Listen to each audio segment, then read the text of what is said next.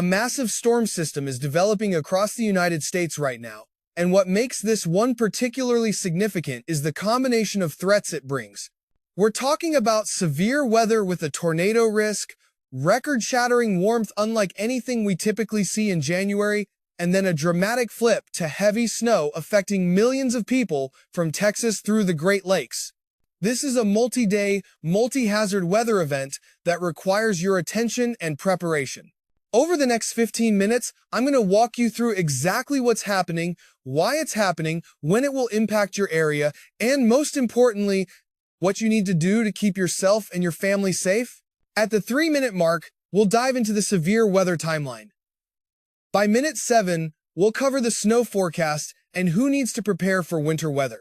And I'll make sure you understand the safety steps you need to take before the system arrives. Let me start by explaining the big picture of what's driving this unusual weather pattern. Right now, we have a significant dip in the jet stream developing across the Rocky Mountains. Think of the jet stream as a river of air flowing high in the atmosphere that steers our weather systems. When it dips far to the south like this, it creates a pathway for storms to intensify rapidly as they move across the country. What's happening is this. A storm system is forming right now in Arizona, and this is actually the first of 2 systems we need to watch. This initial storm will bring some severe weather tonight into Wednesday across parts of Oklahoma and north-central Texas. But the much larger and more powerful storm will develop Thursday and Friday. This second system will bring a widespread severe weather outbreak across the lower Mississippi Valley, record-breaking temperatures across the Midwest and Ohio Valley, and then heavy snow as cold air crashes in behind the system on Saturday. The reason this storm will be so powerful comes down to a few key atmospheric ingredients. First, we have an intense surge of historically warm, moist air pushing north from the Gulf of Mexico. We're talking about temperatures that will be 30 to 40 degrees above average in places like Chicago and Indianapolis. This warm air provides the fuel for severe thunderstorms. Second, we have strong wind shear, which is the change in wind speed and direction with height. This wind shear will allow storms to rotate, increasing the tornado threat. And third, behind the system, we have very cold air pouring out of Canada that will create a sharp temperature contrast, leading to heavy snow. Now, let me give you some numbers that should get your attention. We are going to see over 250 different temperature records either broken or tied over the next 4 days across the United States. That is extraordinary for any weather event. On Friday morning alone, at least 44 locations from South Texas back into the Upper Peninsula of Michigan will experience their warmest January 9th morning on record. Places like Cincinnati will hit 57 degrees for a morning low temperature. That's not a typo, 57 degrees for a morning temperature in January. But what goes up must come down. As this warm air surges north, cold air will come crashing in behind it. The contrast between these air masses is what creates the severe weather threat and then the heavy snowfall. Areas from parts of Texas through the Midwest and into Michigan could see 4 to 8 inches of snow with localized amounts potentially higher. This will all happen Friday night into Saturday as rain transitions to snow. Let me break down the timing for you day by day, because knowing when this will impact your area is critical for making good decisions. Starting with tonight, Tuesday night into early Wednesday morning. If you're in western Oklahoma or north-central Texas, storms will begin firing off around 3 o'clock in the morning. I want to be very clear about this timing. These storms won't develop until very late tonight, so there's no need to stay up waiting for them. But you absolutely must have multiple ways to receive weather alerts. Set your phone to wake you up for tornado warnings. Make sure you have a weather radio if you have one. The main threats tonight will be damaging winds up to 60 miles per hour, quarter-inch size hail, and a low tornado threat. I say low tornado threat because the atmospheric setup tonight doesn't favor strong tornadoes, but we can never rule them out completely. By 5 to 6 o'clock Wednesday morning, these storms will track across central Oklahoma. The biggest concern remains damaging winds. Wednesday afternoon into Wednesday evening, a new round of storms will develop. This time, the focus shifts to northeast Texas back towards St. Louis, Missouri. The greatest threat of severe weather will come after 4 o'clock in the afternoon, but I think if anything significant materializes, it'll probably be between 6 and 8 o'clock Wednesday evening. Damaging winds will again be the primary concern, with isolated quarter-inch size hail and maybe a tornado or two possible if we get any mature supercells developing. Now, I need to explain something important here. Wednesday's severe weather threat is what we call conditional. That means it's dependent on certain atmospheric conditions coming together just right. There will be a lack of instability, which is basically the fuel that storms need to become severe. But there will be plenty of wind shear, so if a storm can become well organized, the tornado risk definitely exists. That's why we can't ignore this threat, even though the probabilities aren't extremely high. Wednesday night into Thursday morning will remain stormy across the Mississippi Valley. If you're in western Tennessee or southeast Missouri, expect thunderstorms that could disrupt your sleep. Meanwhile, areas in Iowa and Illinois will see mostly rain with a few storms possibly developing during the mid to late afternoon hours. Thursday is when things start to get interesting for a different reason. This is when the record-breaking warmth really takes hold. For most of the Midwest and Ohio Valley, Thursday will be rainy but remarkably warm. Chicago, Indiana, and areas back into the lower Mississippi Valley will be as much as 40 degrees above average. That is absolutely absurd for January. But the severe weather threat continues. Thursday evening into Thursday night, storms will still be capable of producing isolated tornadoes, especially just after sunset. The greatest chance for storms to thrive will come in that window from late afternoon through early evening. Friday is when we need to be most alert for significant, severe weather. The setup on Friday favors a more organized severe weather outbreak, primarily in the lower Mississippi Valley. If you're in southeast Arkansas, Mississippi, Louisiana, Alabama, or East Texas, north of Houston, Friday is your day to be on high alert. Friday morning will feature scattered showers and thunderstorms, but the severe weather threat will really increase as we move into the afternoon. By around 3 to 4 o'clock Friday afternoon, several supercells will likely try to form across the lower Mississippi Valley. A supercell is a rotating thunderstorm, the kind that produces the strongest tornadoes and largest hail. All hazards will be on the table Friday. Large hail, damaging winds, and tornadoes, including the possibility of strong tornadoes. Now, I need to mention one complicating factor for Friday. We could see what meteorologists call overconvection. This basically means there are too many storms out there competing for the same atmospheric energy, which can limit how organized individual storms become. If we end up with more discrete, separated storms during the afternoon, we definitely could see a low-end tornado outbreak scenario. But if we get that messy cluster of storms, the threat becomes more about damaging winds and heavy rain. Friday evening into Friday night, storms will continue across Alabama and Mississippi. This also raises concerns for flooding, so we need to watch for that anywhere from Huntsville back towards Lake Charles, Louisiana. These storms will likely continue well into the overnight hours, which always increases the danger because people are sleeping and may not receive warnings. Saturday, the severe weather threat shifts eastward into Georgia, South Carolina, and northern Florida. The primary threat will be damaging winds, but another isolated tornado risk cannot be ruled out, especially in Georgia and Alabama. By Saturday afternoon, most of the severe weather will be moving offshore. But Saturday brings a completely different story for the Midwest and Great Lakes. As this storm system moves over the Great Lakes, very cold air will come pouring in from Canada on the backside of the low-pressure system. This will cause rain to rapidly transition to snow Friday night into Saturday. If you're in Wisconsin, Illinois, Michigan, or even parts of Iowa, you could see several inches of snowfall. We're looking at 4 to 8 inches in many locations, with some areas potentially seeing more.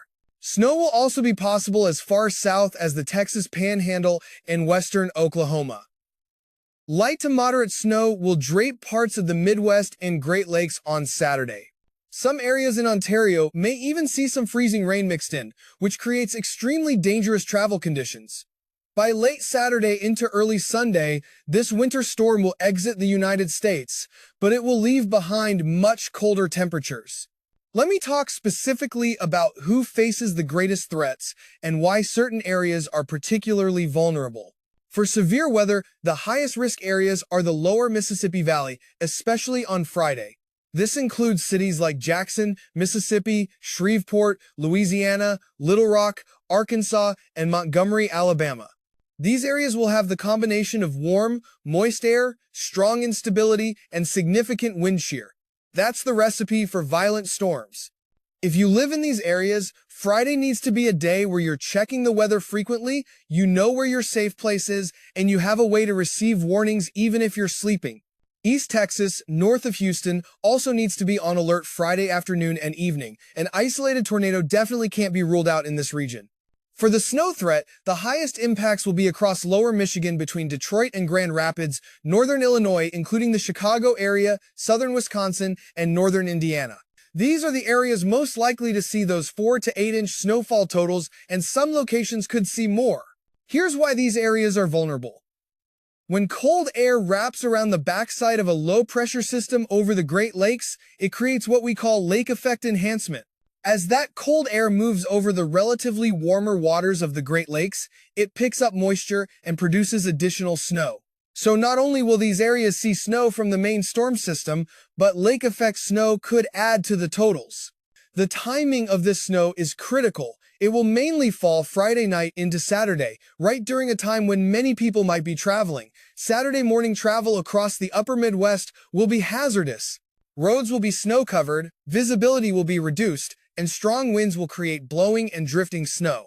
Now, I want to spend some time on safety guidance, because information is only useful if you know what to do with it. Let me start with severe weather safety. If you're in the severe weather threat area, your number one priority is having multiple ways to receive warnings. Your cell phone is good, but it's not enough. Download a weather app that will alert you to warnings for your specific location. If you have a weather radio, make sure it's working and the batteries are fresh. Many people haven't checked their weather radios in months or years. Know where your safe place is right now. Don't wait until a tornado warning is issued to figure this out. Your safe place should be on the lowest floor of your home, in an interior room, away from windows. A bathroom, closet, or hallway on the ground floor is ideal.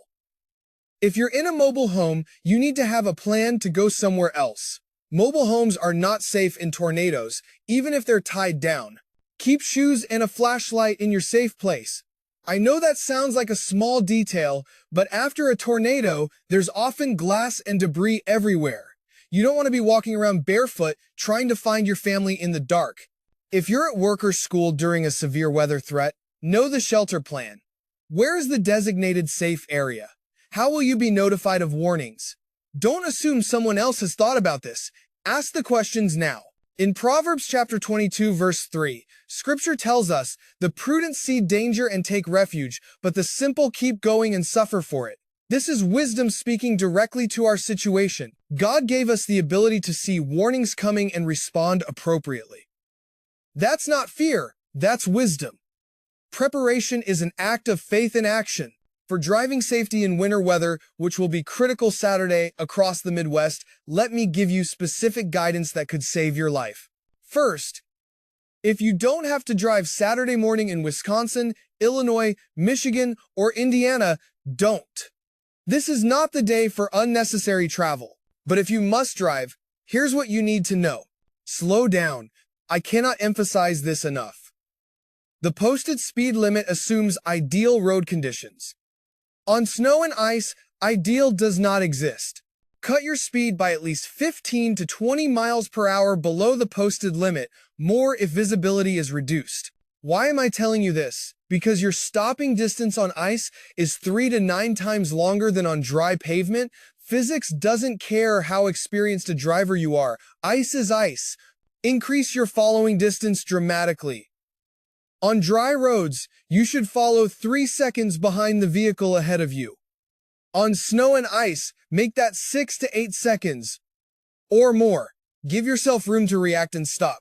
No sudden movements, no sudden braking, no sudden acceleration, no sudden steering. Everything should be gradual and smooth. When you make sudden moves on ice, you lose traction and lose control. If you start to slide, don't panic. Take your foot off the gas. Don't slam the brakes. Steer gently in the direction you want to go. If you have anti-lock brakes, you can press firmly on the brake pedal and let the system do its work.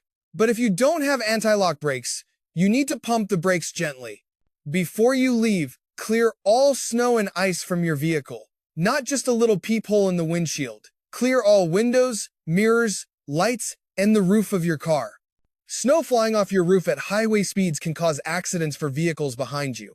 Keep an emergency kit in your vehicle. This should include a blanket, extra warm clothing, a flashlight, jumper cables, a first aid kit, some non-perishable food, water, and a phone charger. If you get stuck or slide off the road in a remote area during a snowstorm, this kit could save your life. For home preparation, especially for those in the snow zone, make sure you have supplies on hand before Saturday. Don't wait until Friday night when everyone else is at the store. Get your supplies now. You need food that doesn't require cooking in case you lose power. Water, because sometimes pipes freeze or water systems lose pressure. Flashlights and batteries. Medications you might need. Baby supplies if you have an infant. Check your heating system now. Make sure it's working properly. If you have a fireplace or wood stove, make sure you have fuel. If you use space heaters, make sure they're in good working order and you know how to use them safely. Protect your pipes from freezing. If you have pipes in unheated areas like basements, attics, or crawl spaces, those are vulnerable when temperatures drop. Let faucets drip slightly during the coldest hours. Moving water is less likely to freeze. Open cabinet doors under sinks to allow warm air to circulate around pipes. Charge all your electronic devices before the storm arrives. Phones, tablets, laptops, backup batteries. If you lose power, you'll want these fully charged. Now, let me talk about the extended outlook and what we expect beyond this weekend, because this isn't just a one-time event. Sunday and Monday, we'll continue to have a dip in the jet stream across much of the Great Lakes, the Northern Plains, the Ohio Valley, and the Northeast.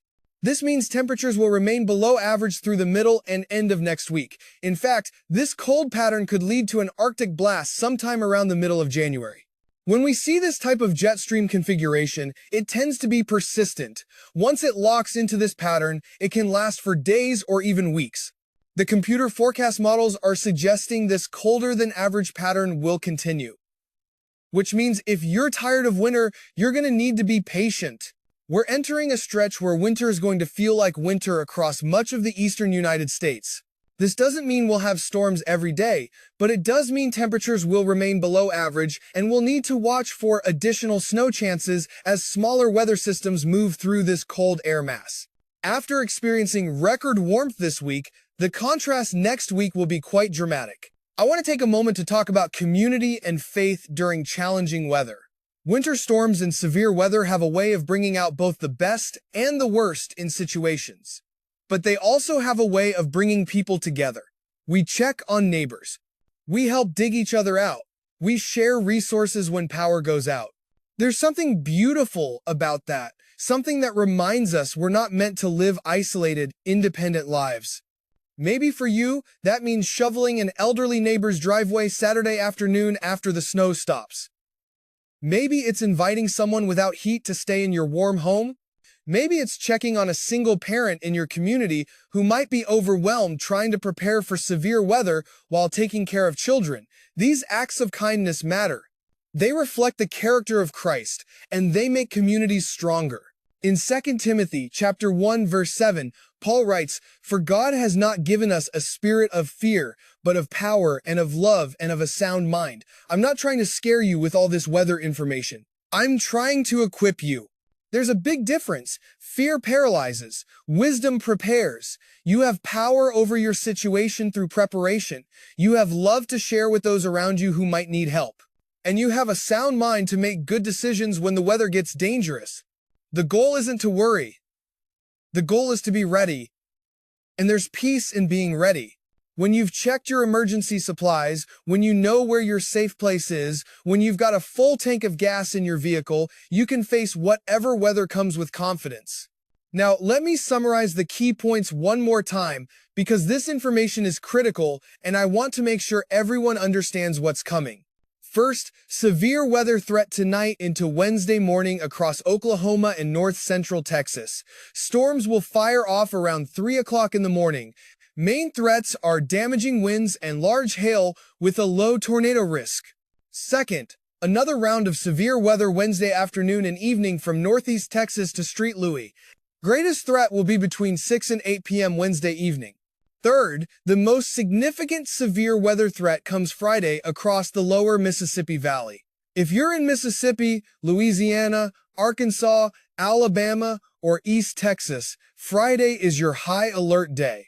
All severe weather hazards will be possible, including tornadoes. Have your severe weather plan ready. Know your safe place. Have multiple ways to receive warnings. Fourth, record-breaking warmth Thursday through Saturday across the Midwest, Ohio Valley, and East Coast. Over 250 temperature records will be broken or tied. Friday morning will be especially warm with morning lows in the 50s as far north as Ohio and Kentucky. Fifth, heavy snow Friday night into Saturday for Wisconsin, Illinois, Michigan, Indiana, and Iowa. 4 to 8 inches of snow expected with localized higher amounts possible. Saturday morning travel will be hazardous across this region. If you don't need to travel, stay home. Sixth, much colder air settles in behind this system Sunday and beyond. Below average temperatures will continue through next week with the possibility of an Arctic blast around mid-January. So, here are your action items by priority. If you're in the severe weather threat area, that's your #1 priority right now. Make sure you can receive warnings. Identify your safe place. Have an emergency kit ready. Don't wait. If you're in the snow zone, get your supplies now. Food, water, medications, batteries, flashlights. Check your heating system. Prepare your vehicle. Charge your devices. Do this today, not Friday night when everyone else is scrambling. Everyone should check on vulnerable neighbors, elderly folks, single parents, anyone who might need extra help preparing. That's being a good neighbor and a good Christian. If you have travel plans for this weekend, seriously reconsider them. Is the trip necessary? If it is, build in extra time and make sure you're prepared for winter driving. If it's not necessary, postpone it. No trip is worth risking your life in dangerous weather. As we move through this week, I'll continue to monitor this system and provide updates. If the severe weather threat increases or if the snow forecast changes significantly, I'll make sure you know about it. Weather is dynamic. It changes. So staying informed is part of staying safe. Remember, in Matthew chapter 6, verse 34, Jesus tells us, "Do not worry about tomorrow, for tomorrow will worry about itself." Each day has enough trouble of its own. This doesn't mean we don't prepare. It means we don't let anxiety control us. We prepare wisely, we act responsibly, and then we trust God with the outcome. You've got this. You have the information you need. You have the ability to prepare. You have a community around you. And you have a God who watches over you. Take the warning seriously, take action to prepare, and then face this weather with confidence and peace. May God bless you and keep you safe through this weather event. Stay alert, stay prepared, and take care of each other out there.